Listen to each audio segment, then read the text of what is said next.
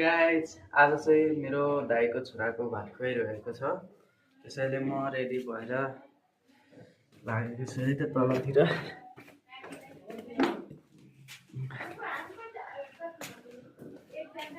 भात खुवाई अन्न प्रसान पनि भन्छ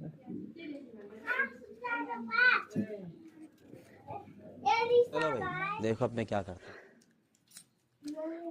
ल कान्छा ए ए ए ल कान्छा ज्ञानी हुने है धेरै नरुने टिका लाउने अहिले त त्यसो होइन पछि गएर राम्रो पर्ने ओइ ओइ ओइ अरु आशिकाला भन् विदेशतिर नजाने नेपालमै उद्योगपति बन्ने धनी मानी बन्ने हेर धनी माने चाहिँ हैन गरिब माने चाहिँ भन्नु